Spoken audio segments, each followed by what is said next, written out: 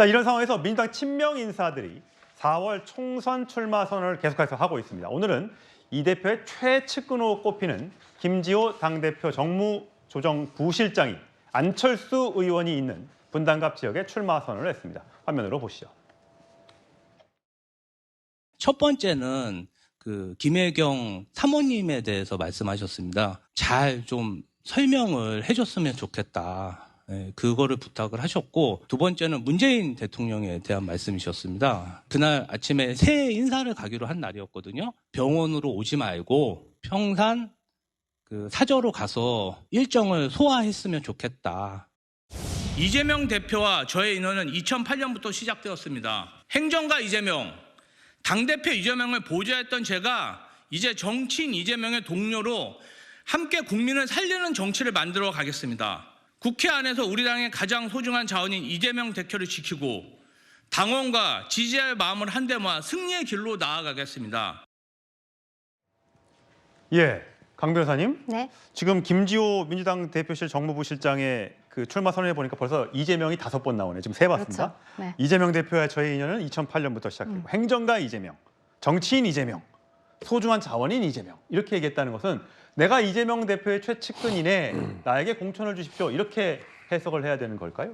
아무래도 그렇겠죠. 지금 사실 우리 시청자분들께서도 김지호 실장 개인에 대해서는 잘 모르시는 분들이 많을 것 같습니다. 하지만 이재명 대표를 모르는 사람은 없죠. 그리고 분당갑이라는 지역이 지금 이 김 실장과는 어떤 관계가 있는지 저도 잘 모르겠는데요. 이재명 대표 같은 경우에는 기존에 분당에 살면서 성남시장을 했었고 그리고 경기도지사를 했었습니다.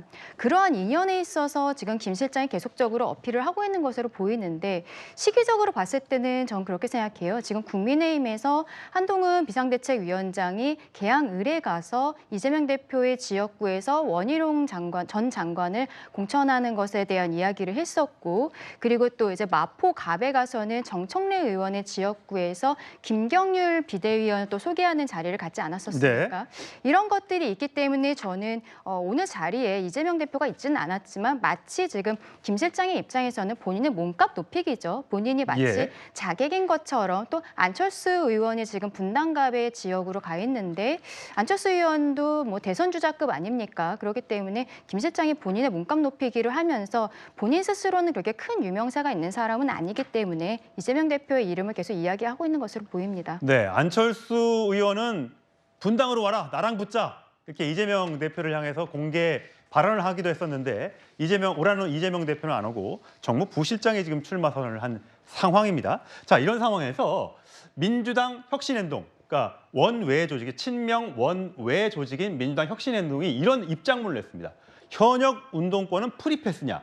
도덕성의 잣대는 누구에게나 똑같이 적용돼야 되는데 왜 친명계 의원들만 사퇴를 하고 그만두게 만들고 이러느냐라고 얘기하면서 세 사람의 이름을 콕 찍어서 얘기했습니다. 자, 송감석 의원에 대해서는 공천 장사 의혹이 있다.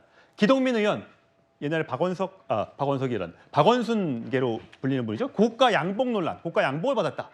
윤건영 의원에 대해서는 허위 인턴 등록 의혹으로 다 이런 의혹들이 있는데 왜 친문 현역 의원들은 이런 비리 의혹이 있는데 전부 다 공천 심사에서 문제 없음 판정을 받고 있냐라는 지적을 한 겁니다. 사실 여기에 앞서서도 다른 또 윤용조 원외 또 친명 의원 중에 윤용조 전 당대표실 부국장이 있는데 이재명 대표의 최측근으로 불립니다. 여기에도 이름이 나오는데 임종석, 노영민 두 분 출마하시면 검사 독재 정권 심판 선거 아닌 전 정부와 현 정부의 대결처럼 보인다. 그러면서 7번째 출마하는 이인영 의원도 마찬가지다. 이렇게 얘기했습니다. 박원석 전 의원 보시기에는 네네. 자, 이거 친문도 이미 이낙연계는 많이들 나갔는데 이제 친문들도 나가라 이런 뜻인가요? 꼭 친문을 찍어서 얘기하는 것만이 아니고 일종의 이제 신구 세력 간의 갈등, 주도권 다툼 이런 운동권 신구 세력. 그렇게도 볼 수 있지만 또 친명 세력은 전부 운동권은 아니거든요. 다양한 세력들이 있는데 이른바 이제 민주당의 구주류 그거는 지금 말씀하셨듯이 이제 운동권이라고 편의상 표현되는 민주당의 이제 586이 중심이 된 그런 주류 세력이 있지 않습니까? 그분들이 사실상 지난 정부에서 요직을 많이 맡아서 역할을 했던 것도 사실이고 근데 이제 그분들 중에 원내도 있지만 원내에 있는 분들까지 다시 당으로 돌아와서 이른바 올드보이들이라고 하죠. 출마를 하려고 하니까 이게 원내 진입을 준비하고 있던 신주류들 입장에서는 굉장히 좀 부담스럽고 그렇죠. 이재명 대표의 측근들은 아무래도 원외에 많이 있는 거죠. 예. 그런데다가 이게 맞느냐? 그러니까 지난 정부 실패 일정한 책임이 있는 분들까지 돌아와 가지고 정권 넘겨준 분들까지 돌아와서 출마하는 게 맞느냐 이 문제 제기를 하는 것 같고요. 그러니까 민주당이 지난 총선에 대승을 하면서 현역 의원들이 굉장히 많아요.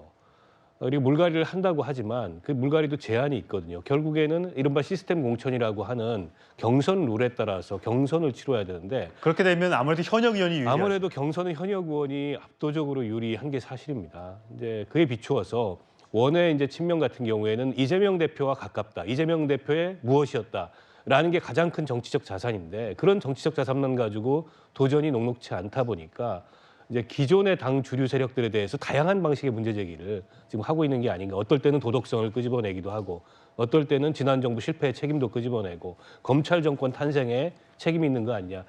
근데 이 갈등이 제가 보기에는 공천을 앞두고서 최고조에 오를 것 같고요. 예. 자칫하면 이제 당의 공천 파동, 공천 내용으로 치닫지 않을까 싶습니다. 예, 이정권 평론가님. 네네. 오늘 이명백 민주당 공관위원장이 조금 전 기자회견을 하면서 네. 공천 기준을 여러 가지를 발표했는데 자, 이렇게 얘기했답니다. 검찰 정권 탄생에 본의 아니게 기여한 사람은 책임져야 한다라는 네. 얘기를 했습니다. 자, 이거는 누구를 의미하며 책임져야 한다는 것은 어떤 뜻입니까? 일단 청와대 당시 청와대의 비서실장 두 사람에 대해서 예를 들어서 노영민 네. 비서실장과 임종석 비서실장에 대해서 더민주혁신회의가 성명을 발표했었어요 옛날에 몇 개월 전에 어떻게 얘기했냐면 바로 윤석열 정부를 탄생시킨 배경에 이 두 사람이 어떤 역할을 했는지 밝혀라 이렇게 얘기를 했거든요.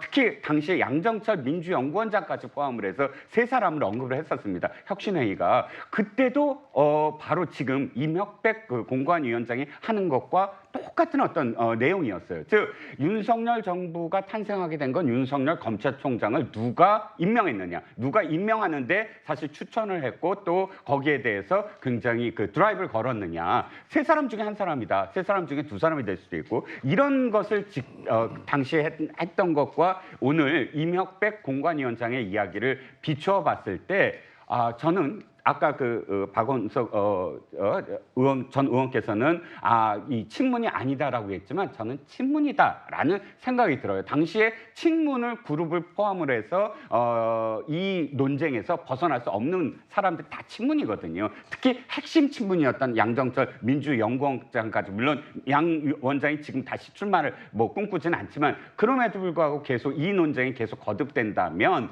당시 검찰총장은 당연히 청와대에서 추천을 하거나 아니면 최종 민정수석실이 확실히 검증을 하건 간에 그들이 자유롭지 않을 테고 그들이 자유롭지 않다는 건 즉 친문 핵심들의 겨냥을 하는 거구나라고 지금 판단할 수밖에 없습니다. 예, 이렇게 되면 이낙연계 또 친문계 혹시라도 공천을 못 받게 되면 이것도 할당으로 또 이어질 수 있고 민주당이 또 굉장히 큰 내용에 휩싸일지도 모르겠는데 자 민주당 비례대표죠 이수진 의원이 우상호 의원이 불출마를 선언한 원래 서대문 갑에 출마 선언을 일찌감치 하고 굉장히 뛰고 있었습니다. 물론 지금 현재로서는 여러 사람들이 이 지역에 나가고 싶어 합니다만 아직 결정이 안 됐는데 오늘 갑자기 문자 메시지를 기자들한테 보냈습니다. 출마의 뜻을 접고자 한다.